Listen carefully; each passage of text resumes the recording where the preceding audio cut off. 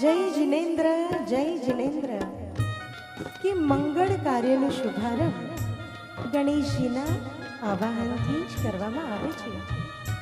કારણ ગણેશ સુખ કરતા, શાંતિ કરતા, વિઘ્ન હરતા દેવ છે. દેવલોકમાં દેવો પણ મંગળ કાર્યનો શુભારંભ ગણેશજીના આવાહનથી જ કરે છે. કારણ ગણેશ આદિ અનાદિ દેવ છે.